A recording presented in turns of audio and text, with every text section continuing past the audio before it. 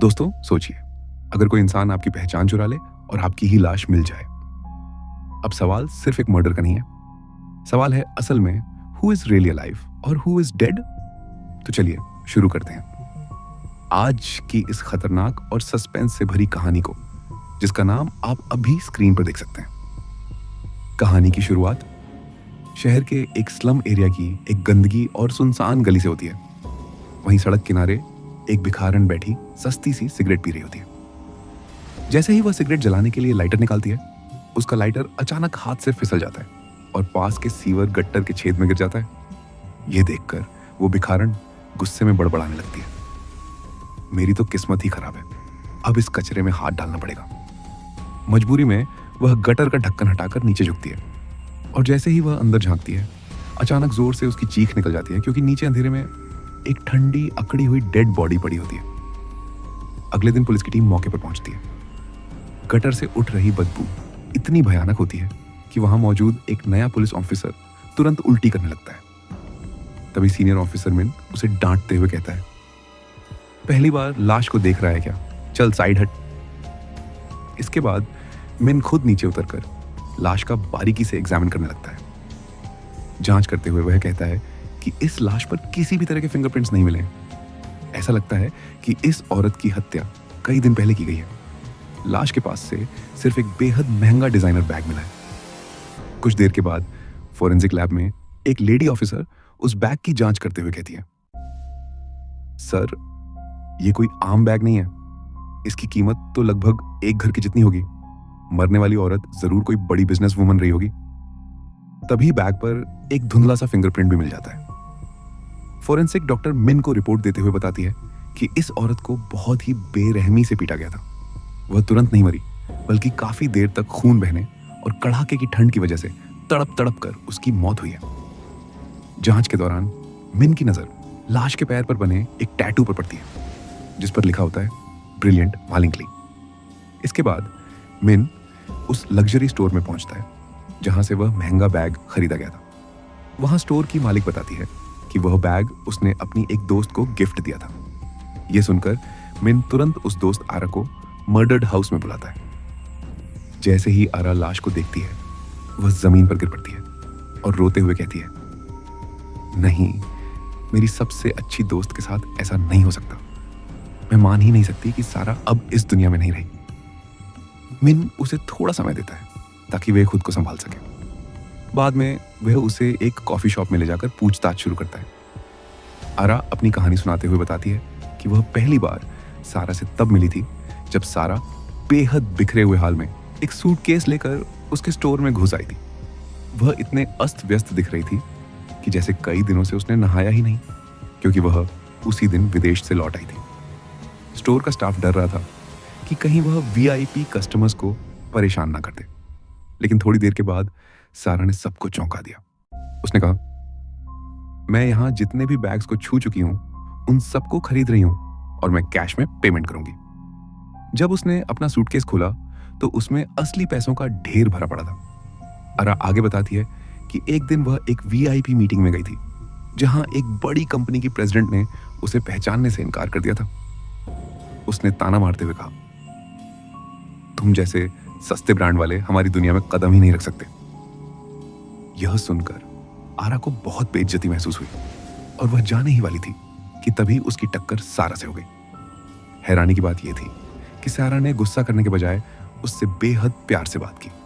उसने कहा, मुझे माफ कर दो, मैं तुम्हें पैसे तो नहीं दूंगी, लेकिन बदले में अपना वो डिजाइनर बैग दे देती हूं। यह वही बैग था जिसे पाने का सपना आरा हमेशा से देखती आई थी।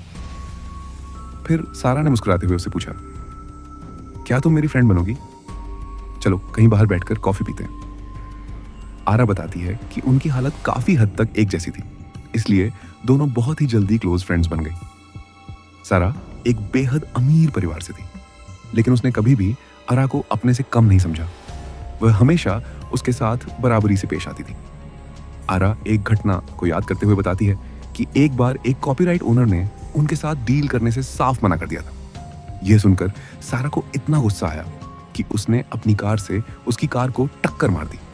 सारा उस वक्त 36 साल की थी, लेकिन उसका बिहेवियर बिल्कुल बच्चों की तरह जिद्दी था और शायद वही बेखौफ अंदाज आरा को सबसे ज्यादा पसंद आया। इसी वजह से वह सारा की हिम्मत की बहुत बड़ी फैन बन गई। डिटेक्टिव मिन आगे सवाल करता है, क्या तुम्हारा उसके साथ कभी कोई झगड़ा हुआ था? उसकी मौत से तुम्हें क्या फायदा हो सकता है? यह सुनते ही आरा भड़क जाती है और गुस्से से कहती है, आप हमारी दोस्ती पर शक कर रहे हैं? हमारी दोस्ती तो इन बैग्स से भी कहीं ज्यादा कीमती थी। वह आगे बताती है कि उन्होंने मिलकर एक बहुत बड़ा प्रोजेक्ट साइन किया था। सारा ने उस प्रोजेक्ट में अपना इन्वेस्टमेंट 10 बिलियन से बढ़ाकर 15 बिलियन कर दिया था। उस डील के बाद आरा को लगभग 15 बिलियन का प्रॉफिट हुआ था, इसलिए वह बहुत खुश थी। लेकिन दुख की बात यह थी कि वह आखिरी दिन था जब उसने सारा को जिंदा देखा था। आरा के जाने के बाद मिन को उसकी कहानी पर जरा भी भरोसा नहीं होता। वो अपनी टीम से कहता है, अगर यह बैग उसका सबसे कीमती गिफ्ट था तो वह गटर में डेड बॉडी के पास इतनी बेइज्जती से क्यों पड़ा था? माइन को लगता है कि आरा की कहानी कुछ ज्यादा ही परफेक्ट लग रही है, जैसे उसमें कुछ छुपाया जा रहा हो। इसके बाद माइन मर्डर्ड हाउस की सीसीटीवी फुटेज देखने लगता है, लेकिन फुटेज को देखकर उसके होश उड़ जाते हैं, क्योंकि जब आरा लाश के पास अकेली होती है तो वह रोने के बजाय उस डेड बॉडी पर थूक देती है। यह देखकर माइन तुरंत इंटरनल पुलिस पोर्टल में आरा का नाम सर्च करता है। वहां पता चलता है कि उसका पुराना क्रिमिनल रिकॉर्ड भी है, जिसमें लूट और असॉल्ट के केसेस दर्ज हैं। इसके बाद मिन फाइनेंशियल क्राइम्स डिपार्टमेंट पहुंचता है। वहां की एक ऑफिसर बताती है, सर, आरा बहुत बड़े किडनैपिंग केस और 15 बिलियन की एम्बेजलमेंट की मास्टरमाइंड रह चुकी है। उसने सारा किम से अपने पैसे वापस मांगे थे, लेकिन सारा ने देने से साफ मना कर दिया था। अब मेन समझ जाता है कि दोनों की दोस्ती असली नहीं थी, बल्कि सिर्फ एक दिखावा थी। माइन के दिमाग में साफ हो जाता है कि सारा किम की मौत कोई एक्सीडेंट नहीं थी। यह लालच और पैसों के खेल का नतीजा था। इसी बीच कहानी में फ्लैशबैक दिखाया जाता है। आरा बताती है कि पहले महीने 15 बिलियन मिलने के बाद भी उसे एक 40 कौड़ी नहीं मिली। तब उसे शक हुआ, इसलिए वह उसी बैग को लेकर उसी स्टोर में पहुंची जो सारा ने उसे दिया था। स्टोर के मैनेजर ने बैग को देखते ही कहा, मैडम, यह बैग नकली है। असली लग्जरी चीजों में हमेशा कोई ना कोई छोटी सी कमी होती है, लेकिन यह बैग इतना ज्यादा परफेक्ट था कि साफ पता चल रहा था कि यह फेक है। यह सुनकर आरा दंग रह गई। उसे एहसास हुआ कि सारा ने उसे पूरी तरह से बेवकूफ बनाया, जैसे कोई गाय को नाक से पकड़कर घुमा देता हो।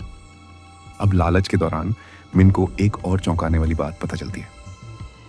इस केस में एक और शिकार थी, लगभग 30 साल की लड़की हाना, जिसकी गलती सिर्फ इतनी थी कि उसकी शक्ल थोड़ी बहुत सारा से मिलती जुलती थी।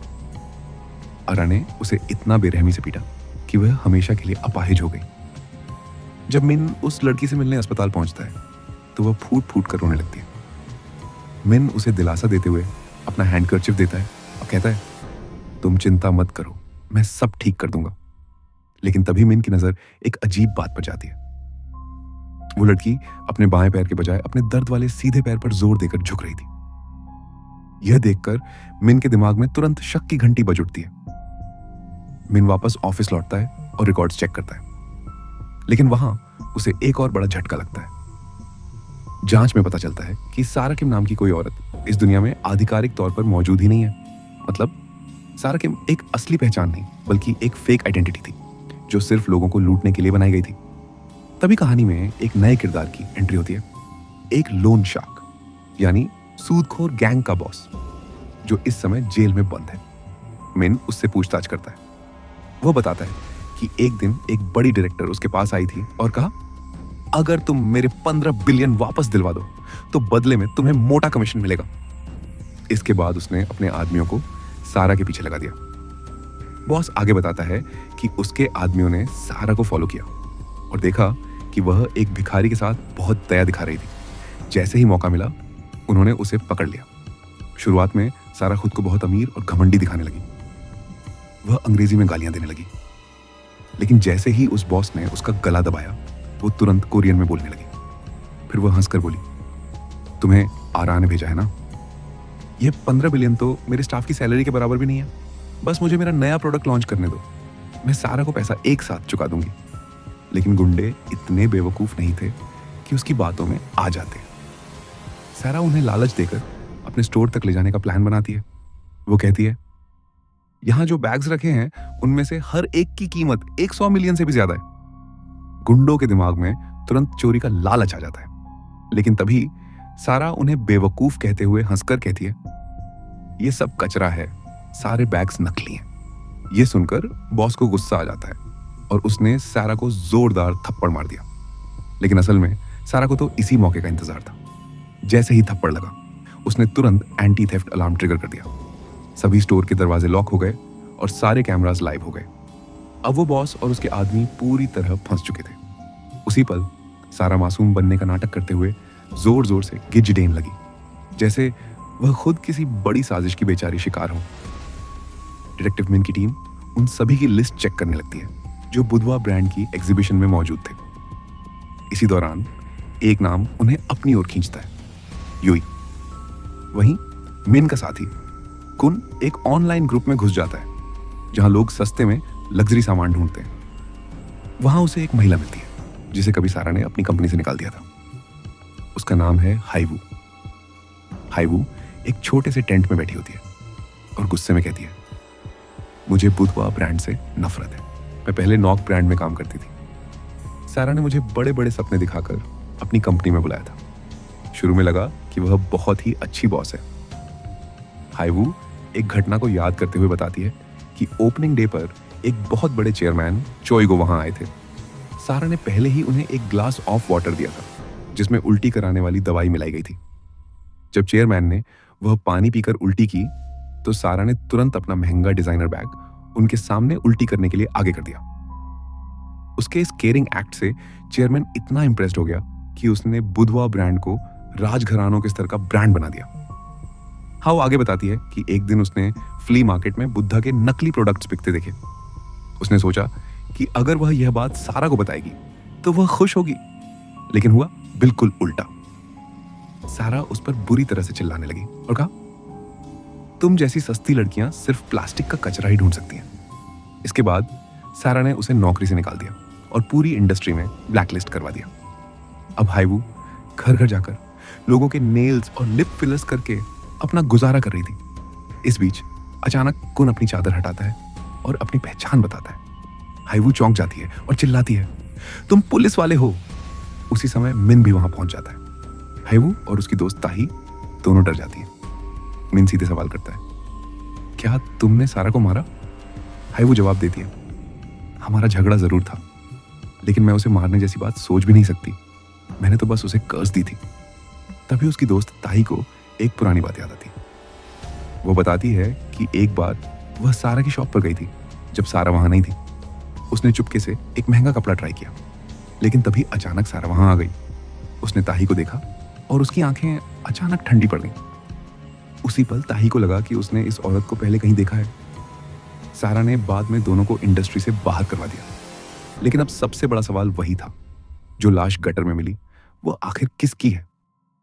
अगर वह सच में सारा किम की है तो उसे इतनी बेरहमी से किसने मारा? और अगर सारा किम नाम की कोई औरत असल में थी ही नहीं, तो वह रहस्यमयी महिला कौन थी जो सभी को अपनी उंगलियों पर नचा रही थी? इन सवालों के बोझ से मिन अपना सिर पकड़कर बैठ जाता है। वह केस को जितना सुलझाने की कोशिश करता है उतना ही ज्यादा उलझता जा रहा होता है। मिन सोचता है कि अब उसे 15 बिलियन फंड के असली मालिक तक पहुंचना ही होगा। सारा किम ने कई कानूनी केस हाईवू के नाम का इस्तेमाल करके फाइल किए थे। यह सुनते ही हैवू और उसकी दोस्त जोर जोर से हंसने लगती हैं। हैवू तंज कसते हुए कहती है, मैं सोच भी नहीं सकती थी कि वो औरत जो खुद को इतना हाई क्लास दिखाती थी, मेरी जैसी निकाली गई एम्प्लॉय का नाम चुराकर जी रही थी। उसी समय हाईवू का एक दोस्त एक फाइल निकालता है जिसमें सारा किम के खिलाफ कई सबूत मौजूद होते हैं। वह इंस्पेक्टर मिन को बताता है, हर सीजन खत्म होने पर सारा सामान को खत्म करने या लिक्विडेट करने के बजाय चुपके से बेच देती थी। भले ही वह सामान नकली होता था, लेकिन जिस ब्रांड का नाम वह दिखाती थी वह बिल्कुल असली लगता था। उस फाइल में एक डायरी भी मिलती है जिसमें उन सभी वीआईपी गेस्ट्स के नाम लिखे होते थे जो बुद्धा एग्जीबिशन में आए थे। लेकिन हैरानी की बात यह थी कि उस डायरी में सारा किम के बारे में एक भी जानकारी नहीं थी। जैसे वह कभी अस्तित्व में ही थी ही नहीं। अब अगले ही दिन मिन बुद्धा स्टोर में जाता है और पूरे स्टोर को सील कर देता है। जांच के दौरान उसे एक नेक टाई मिलती है, वही टाई जो उसने कुछ दिन पहले सारा किम को दी थी। मिन उस टाई को हाथ में लेकर गहरी सोच में पड़ जाता है। वह खुद से कहता है, इसका मतलब वह अभी भी जिंदा है और जो लाश सीवर में मिली थी वह किसी और की थी। अब इस शक को पक्का करने के लिए मिन और उसका जूनियर कुन फिर से गटर के पास जाते हैं जहां से लाश मिली थी। गटर में इतनी भयानक बदबू आ रही होती है कि कुन पीछे हट जाता है और मजाक में कहता है, सर यह काम तो आपके लिए ही ठीक है, मैं अपने से बड़ों की बहुत इज्जत करता हूं, इसलिए आप ही नीचे जाइए। मिन का चेहरा गुस्से से लाल हो जाता है, लेकिन वह कुछ भी कहे बिना गैस मास्क पहनकर खुद ही गंदे सीवर में उतर जाता है। सीवर के अंदर जाकर मिन को पता चलता है कि यह कोई साधारण नाली नहीं है। यह सीवर लाइन सीधे एक बड़े शॉपिंग मॉल से जुड़ी हुई है। मिन पूरी ताकत लगाकर ऊपर का मैनहोल कवर धकेलता है और अचानक बाहर निकल आता है। मॉल में खड़े लोग उसे देखकर डर जाते हैं क्योंकि एक बदबूदार गंदा आदमी डरावना मास्क पहने अचानक जमीन के नीचे से बाहर निकल आता है। मिन अपने आसपास नजर दौड़ाता है और हैरान रह जाता है। यह वही जगह थी, प्रेसिडेंट जोज ह्यूज शॉपिंग मॉल। इस तरफ ताही को एक और पुरानी बात याद आती है। वो कहती है, अब मुझे याद आया, जिस एम्प्लॉय ने मुझे ब्लैकलिस्ट किया था उसका नाम गाहॉय था। वह तुरंत अपना पुराना टूटा हुआ फोन ढूंढने लगती है ताकि उसमें से उस महिला की फोटो निकाल सके। उधर किम ऑफिस वापस आकर आदेश देता है, 5 साल पहले सैम गोंग कंपनी में काम करने वाली गाहॉय की तुरंत फाइल निकालो। उसका जूनियर झुंझलाकर कहता है, सर मैं उस फ्रॉड वुमन का नाम सुन सुनकर थक चुका हूं। आखिरकार आर्काइव वेयरहाउस में गाहॉय की पुरानी फाइल मिल जाती है। जांच में पता चलता है कि वह नकली लग्जरी सामान बेचती थी और सोशल मीडिया के जरिए लोगों का भरोसा जीत लेती थी। 5 साल पहले जब पुलिस उसके कमरे में पहुंची थी तो वहां सिर्फ कर्ज के नोटिस और एक नोट मिला जो उसने अपनी मौत के समय लिखा था। गाहॉय को लग्जरी ब्रांड्स का इतना जुनून था कि जब उसने सुसाइड का नाटक किया या शायद सच में अपनी जान लेने की कोशिश की, तब भी उसके पास एक महंगा वाइट डिजाइनर बैग मौजूद था। उस घटना के बाद गाहॉय अचानक गायब हो गई और कुछ समय बाद यह केस हमेशा के लिए बंद कर दिया गया। डिटेक्टिव मिन अब गाहॉय का वह नोट पढ़ना शुरू करता है। उस नोट से उसकी जिंदगी की एक दुख भरी कहानी सामने आती है। गाहॉय पहले बहुत गरीब हुआ करती थी, लेकिन उसे साउथ कोरिया की सबसे बड़ी लग्जरी कंपनी में नौकरी मिल गई। वहीं काम करते करते वह एक सिल्वर लग्जरी बैग की दीवानी हो गई, मगर उसकी कीमत इतनी ज्यादा थी कि उसे खरीदना उसके बस की बात नहीं थी। एक दिन उसे अचानक बाथरूम जाने की जरूरत पड़ी। स्टाफ एरिया का बाथरूम बहुत दूर था, इसलिए वह जल्दी से काउंटर छोड़कर भागी ताकि उसकी शिफ्ट खराब ना हो जाए। लेकिन उसी दौरान एक कस्टमर ने दुकान से सामान चुरा लिया। जब यह पता चला तो मैनेजर ने उसे कहा, अब तुम्हें खुद 50 मिलियन का नुकसान भरना पड़ेगा। गाहॉय रोते हुए समझाने लगी, मैं तो दिन भर टॉयलेट रोक कर खड़ी रहती हूँ, बाथरूम इतना दूर है, इसमें मेरी क्या गलती है। लेकिन किसी ने उसकी एक नहीं सुनी। कर्ज चुकाने के लिए गाहॉय दिन रात काम करने लगी। एक बार एक कस्टमर के कुत्ते ने उसके पैर को बुरी तरह काट लिया। बाद में उसी घाव पर उसने टैटू बनवा लिया। उसकी हालत इतनी खराब थी कि वह कई बार बचा कुचा खाना खाकर ही गुजारा करती थी ताकि कर्ज जल्दी चुक सके। तनाव कम करने के लिए उसने सिगरेट पीना भी शुरू कर दिया। एक दिन उसे पता चला कि कंपनी के कर्मचारियों को लग्जरी सामान डिस्काउंटेड रेट पर मिलता है। तब उसके दिमाग में एक आइडिया आया। वह सामान सस्ते में खरीदेगी और इंस्टाग्राम पर महंगे दामों में बेचेगी। शुरुआत में कोई कस्टमर नहीं आया, लेकिन जब उसने फोटोशॉप से अपनी तस्वीरें मशहूर सेलिब्रिटीज के साथ एडिट करके पोस्ट करना शुरू किया तो अचानक लोगों की भीड़ लग गई। सिर्फ 1 महीने में उसने 100 मिलियन कमा लिए, लेकिन उसकी यह खुशी ज्यादा समय तक नहीं टिक सकी। लोन शार्क्स यानी रसूखदार गुंडों ने उसे घेर लिया। उन्होंने कहा, तूने सिर्फ मूल रकम लौटाई है, अब ब्याज देना बाकी है। इस दुनिया में कुछ भी मुफ्त नहीं मिलता। उन्होंने जबरदस्ती उससे नया कॉन्ट्रैक्ट साइन करवा लिया। कर्ज इतना बढ़ गया कि गुंडे सीधे उसके ऑफिस तक आने लगे। सुरक्षा के लिए गाहॉय एक दिन कचरे की नाली यानी ट्रैश में कूद गई और नीचे पड़े कचरे में गिरकर किसी तरह बच गई। उस पल उसे एहसास हुआ कि कमजोर लोग दुनिया की नजर में हमेशा सिर्फ भेड़ बकरी ही रहेंगे, जिन्हें कोई भी आसानी से काट सकता है। गुस्से और बेबसी में गाहोई सीधे कंपनी के स्टोर में घुस गई। उसने वहां रखे महंगे सामान को काट फाड़ दिया और वहीं बैठकर वाइन पीने लगी। फिर उसने कंपनी के अंदर नकली आग लगा दी ताकि फायर अलार्म बज उठे और अफरा तफरी मच जाए। उस हंगामे में उसने कुछ भी नहीं उठाया सिवाय उस सिल्वर ग्लास डिजाइनर बैग के जिसे वह सबसे ज्यादा प्यार करती थी। इसके बाद गाहोई ने एक नोट छोड़ा और उसी बैग के साथ हमेशा के लिए गायब हो गई। कंपनी के प्रेसिडेंट चाओ को यह पूरी सच्चाई पता थी, लेकिन अपनी कंपनी की रेपुटेशन बचाने के लिए उन्होंने इस मामले को दबा दिया और सबको बताया कि यह सिर्फ एक छोटा सा टेक्निकल ग्लिच था। यह पूरी कहानी सुनकर मिन गहरी सोच में पड़ जाता है। वह खुद से सवाल करता है, जो औरत सिर्फ एक रात में 500 मिलियन कमा सकती है, वह आखिर खुद क्यों मरेगी? अब मिन और उसका जूनियर इस केस को गहराई से इन्वेस्टिगेट करने लगते हैं। उन्हें सारा किम के टैटू और उन लग्जरी बैग्स के बीच कोई कनेक्शन नजर आने लगता है। मिन का जूनियर 2018 के कलेक्शन को ऑनलाइन सर्च करता है क्योंकि गाहोई के नोट में उनका जिक्र था। तभी उसे बड़ा क्लू मिलता है।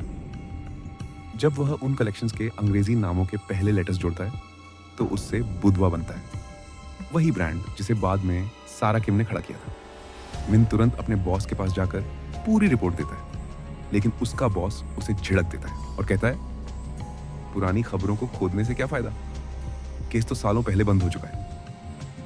मिन चाहता था कि जिस लेक में घोड़ी के कूदने की बात कही गई थी उसका पानी खाली करवाकर लाश ढूंढी जाए, लेकिन बॉस ने मना कर दिया कि इसमें बहुत ज्यादा पैसा और समय लगेगा। फिर भी मिन हार नहीं मानता। वो खुद उस लेक के पास पहुंच जाता है। मौसम इतना ठंडा था कि लेक का पानी लगभग जम चुका था।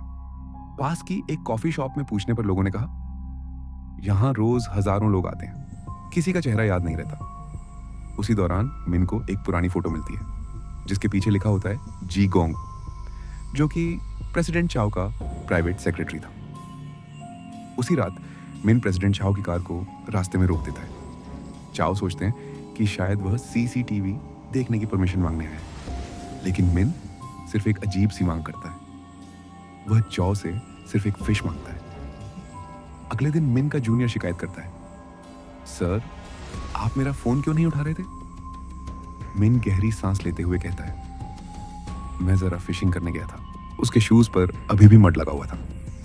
जूनियर को लगता है कि शायद मिन ने केस छोड़ दिया है, इसलिए वह खुद लेक की तरफ चला जाता है। वहां पहुंचकर वह चौंक जाता है क्योंकि लेक का सारा पानी पहले ही खाली किया जा चुका था। पता चलता है कि वहां के लोगों को piranha like man eater fish मिली थी, इसलिए प्रशासन ने पूरी लेक का पानी निकालवा दिया। दरअसल डिटेक्टिव मिन की फिश रिक्वेस्ट में एक चाल थी ताकि लेक की ठीक से जांच हो सके। जब लेक की ड्रेनिंग और सफाई शुरू हुई तो अचानक वहां से एक ह्यूमन स्कल मिलती है। यह खबर मिलते ही मिन और उसका जूनियर तुरंत मौके पर पहुंच जाते हैं। मिन खुद सोचता है कि आखिर उससे कहां गलती हो गई। स्कल मिलते ही पुलिस पूरे इलाके को सील कर देती है और सबूत इकट्ठा करने का काम शुरू कर देती है। फोरेंसिक टीम बताती है कि यह किसी 20 से 30 साल के मेल की खोपड़ी है। इसके बाद पुलिस तुरंत एक संदिग्ध युवक जून के घर रेड मारती है। वहां से उन्हें ब्लड स्टैंडर्ड एक्सपेंसिव वॉच मिलती है। जब पुलिस घर की तलाशी ले रही होती है तो एक असिस्टेंट देखता है कि जून बाथरूम में डर के मारे दुबक कर बैठा हुआ है। उसे तुरंत पकड़कर पुलिस स्टेशन लाया जाता है और इंटरोगेशन रूम में रखा जाता है। पूछताछ के दौरान जून बिल्कुल खामोश रहता है। उसके पैर डर के मारे कांप रहे होते हैं। तब मिन उस पर सवालों की बौछार कर देता है। जांच में सामने आता है कि गाहोई की सारी डिग्रीज और रिज्यूमे नकली थे। उसने यह सब सिर्फ अमीर लोगों की दुनिया में घुलने मिलने के लिए बनाया था। तभी जून को अतीत की बातें याद आने लगती हैं। वह एक तरह का पैरासाइट था जो दूसरों के घर पर पलता था और खासकर अमीर शादीशुदा औरतों को निशाना बनाता था। जब वह पहली बार सारा से मिला तो उसने सस्ती सी पिकअप लाइन मारी, तुम्हारा नाम क्या है, खाना खाया? इसके बाद दोनों ने एक दूसरे को अपनी पहचान बताई। लेकिन जून को तभी शक हो गया कि सारा भी शायद नकली नाम इस्तेमाल कर रही है। फिर भी वह उसके पैसे और चमक दमक के लालच में फंस चुका था। यहां तक कि उसने सारा की कार कीज भी चुरा ली थी। एक दिन सारा ने जून को मिलने बुलाया। वह नंगे पैर बाहर आई और उससे उसके शूज मांग लिए। जून को लगा कि शायद वह किसी महंगे होटल में जाएगी, लेकिन सारा उसे एक छोटी दुकान में ले गई जहां स्पाइसी राइस केक्स मिलते थे।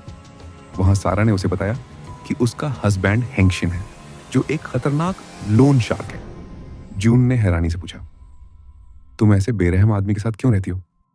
सारा ने ठंडे अंदाज में जवाब दिया, क्योंकि वह कभी सवाल नहीं पूछता।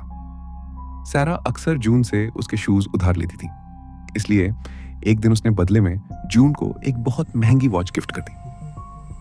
पहले जून डर गया, लेकिन बाद में उसने घड़ी रख ली। जब जून उस घड़ी के साथ घर पहुंचा तो लोन शार्क के गुंडों ने उसे पकड़ लिया और बुरी तरह पीटा। उस दिन जून ने तय किया कि वह सारा किम के जरिए अपनी किस्मत बदलेगा। एक बार साथ में बैठकर खाना खाते समय जून ने देखा कि सारा के हाथ पर इंजेक्शन मार्क्स बने हुए हैं। जब उसने इसके बारे में पूछा तो सारा खामोश रही। तब जून के दिमाग में एक खतरनाक प्लान आया। उसने कहा, मैं तुम्हारे हस्बैंड को खत्म कर दूंगा, फिर सारी जायदाद हमारी होगी। उसने पूरी तैयारी की और नकाब पहनकर हमला करने निकला, लेकिन अंधेरे और जल्दबाजी में उसने भयानक गलती की। उसने हैंगशिन के बजाय सारा किम को ही चाकू मार दिया। अब यह देखकर वह घबराकर वहां से भाग गया, लेकिन कुछ ही देर बाद वह वापस उसी जगह लौट आया। पूछताछ में जूनमिन को बताता है कि सारा ने नकली नाम इसलिए रखा था ताकि वह अपने हस्बैंड से छुप कर रह सके। उसने जून से वादा किया था कि जब बुद्धा ब्रांड पूरी तरह सेट हो जाएगा वह उसके पास वापस आएगी। जून ने उस पर आंख बंद करके भरोसा किया था, लेकिन असल में सारा उसका इस्तेमाल कर रही थी। वह जून को प्रेसिडेंट चाओ के करीब भेजती थी ताकि वह कंपनी से जुड़ी अंदर की खबरें निकाल सके। एक दिन जब जून ने थक कर यह रिश्ता खत्म करने की बात कही तो सारा ने पहले उसे थप्पड़ मारा और फिर गले लगाकर मना लिया। लेकिन कुछ समय बाद जून को एक एनवेलप मिला जिस पर लिखा था मेड इन चाइना। जिज्ञासा में उसने सारा का पीछा किया और देखा कि बुधवा ब्रांड का असली प्रोडक्शन एक टूटी फूटी पुरानी जगह पर हो रहा था। यह देखकर जून डर गया और वहां से भाग निकला। अब उसे समझ में आ गया था कि उसे पूरी तरह धोखा दिया गया था। फिर भी वह सारा के प्यार में इतना पागल था कि वह उसके खिलाफ कुछ नहीं कर पाया। गुस्से और टूटे हुए दिल के साथ उसने अपने घर का सारा सामान तोड़ दिया। सारा की दी हुई घड़ी के टुकड़े उसके हाथों में चुभ गए और हथेलियां खून से भर गईं। उसी गुस्से में उसने सारा के हस्बैंड हैंगशिन को फोन कर दिया। इसके बाद हालात पूरी तरह बेकाबू हो गए। अब इस नई जानकारी को देखते हुए डिटेक्टिव मिन समझ आता है कि इस केस का असली जवाब शायद सारा के हस्बैंड के पास ही है। इसलिए वह अपनी जांच का रुख अब सीधे हैंगशिन की तरफ मोड़ देता है। एक लंबी ड्राइव के बाद डिटेक्टिव मिन और उसकी टीम एक आलीशान मैंशन में पहुंचते हैं जहां की हवा में भी अमीरी की खुशबू महसूस होती है। वहां उनका सामना होता है हैंगशिन से। हैंगशिन बड़े आराम और सुकून से उनका स्वागत करता है और उन्हें टी ऑफर करता है। फिर हैंगशिन बताता है कि वह किडनी डिजीज की आखिरी स्टेज में है और डॉक्टरों ने लगभग उम्मीद छोड़ दी थी। कोई भी उसे किडनी डोनेट करने को तैयार नहीं था। एक रात वह शराब में डूबा हुआ एक बार में बैठा था। वहीं उसकी मुलाकात सारा से हुई। सारा उस बार में स्टाफ के तौर पर काम कर रही थी। हैंगशिन ने नशे में कुछ कॉइन्स जमीन पर फेंक दिए। सारा ने उन्हें उठाया और उनके सामने बैठ गई। तभी सारा ने एक शर्त रखी जिससे हैंगशिन हैरान रह गया। मैं तुम्हें अपनी किडनी दूंगी, लेकिन बदले में तुम्हें मेरा 500 मिलियन का कर्ज चुकाना होगा। इस पूरी प्रक्रिया को कानूनी दिखाने के लिए दोनों ने एक फेक मैरिज कर ली। हैंगशिन ने सारा को नई पहचान दी। शादी एक सुनसान जगह पर हुई क्योंकि नियमों के मुताबिक किडनी डोनेट करने से पहले पति पत्नी को कम से कम 1 साल साथ रहना जरूरी होता है। हैंगशिन ने ही सारा को दिखाया कि लोगों को कैसे मैनिपुलेट किया जाता है। उसने उसे समझाया कि यह मत कहना कि तुम पढ़ी लिखी हो, बल्कि कहो कि तुम्हारी डिग्री खरीदी हुई है। अमीर लोग ऐसे प्रैक्टिकल लोग ज्यादा रियल लगते हैं। हैंगशिन ने सारा को ढेर सारा पैसा दिया ताकि वह अपना हुलिया बदल सके। वह खुद मानता है कि पहले वह एक बेरहम लोन शार्क था, लेकिन इस औरत ने उसे बदल दिया। एक दिन सारा ने मजाक में कहा, मैं किडनी डोनेट करने का वादा करके मुकर भी सकती हूँ। लेकिन वक्त के साथ हैंगशिन को अपनी नकली पत्नी से सच में लगाव होने लगा। अब एक हाई सोसाइटी पार्टी के दौरान जब सारा ने देखा कि हैंगशिन की तबीयत बिगड़ रही है तो वह तुरंत उसके पास पहुंच गई। हैंगशिन को हर 6 घंटे में डायलिसिस की जरूरत पड़ती थी। वह जिद्दी था और खुद इंजेक्शन लगाना चाहता था, लेकिन उसके हाथ कांप रहे थे। तब सारा आगे बढ़ी और उसकी मदद की। यही वह पार्टी थी जहां जून ने हमला किया था और गलती से हैंगशिन की जगह सारा को चाकू मार दिया था। बेहोश होने से पहले सारा अपना नाटक जारी रखती रही। अगले दिन जब उसे होश आया तो उसने पहला सवाल यही पूछा, मेरे पति के लिए मेरी किडनी सही रहेगी? यह सुन हैंगशिन इतना भावुक हो गया कि उसने अपनी पूरी विल सारा के नाम कर दी। लेकिन तभी एक पुराना गुंडा हैंगशिन के पास पहुंचा और सारा के पुराने कर्जों और धोखों का सच बता दिया। हैंगशिन गुस्से से कांप उठा। अब सारा को पकड़ लिया गया क्योंकि वह देश छोड़कर भागने की तैयारी कर रही थी। सबको लगा कि हैंगशिन अब उसे मार देगा, लेकिन हैंगशिन ने फोन पर आदेश दिया, उसे छोड़ दो, मुझे मंजूर है कि उसने मुझे धोखा दिया। यह सुनकर सारा रो पड़ी और फिर वापस लौटी और सच में अपनी किडनी डोनेट करके हैंगशिन की जान बचा ली। जांच के दौरान मिन को मेडिकल रिपोर्ट से पता चलता है कि जो लाश गटर में मिली थी वह सारा किम की नहीं थी। अब मिन समझ जाता है कि सारा एक खास साइकिल फॉलो करती है। पहले लोगों से पैसा लूटो, फिर गायब हो जाओ, स्लैश मौत का नाटक करो और फिर नई ग्लैमरस पहचान के साथ सामने आ जाओ। इस बीच एक और चौंकाने वाली खबर मिलती है। आरा से चोरी किए गए 15 बिलियन अचानक उसके अकाउंट में वापस आ जाते हैं। यह सुनकर इन्वेस्टिगेशन हेड भड़क जाती है और उसे शक होता है कि मिन ने रिश्वत ली है। लेकिन मिन जोर से चिल्लाता है, कातिल अभी भी जिंदा है। मिन अपने बॉस से पब्लिक वांटेड लिस्ट जारी करने की इजाजत मांगता है। उसका मानना था कि अगर सारा का चेहरा हर जगह दिखेगा तो अमीर लोग जो अपनी इज्जत और रेपुटेशन को लेकर बेहद सेंसिटिव हैं, खुद ही उसे सामने लाने पर मजबूर हो जाएंगे। इधर पुलिस मीडिया के सामने सारा का वांटेड पोस्टर जारी कर देती है। लेकिन तभी एक और खबर आती है जो सबको चौंका देती है।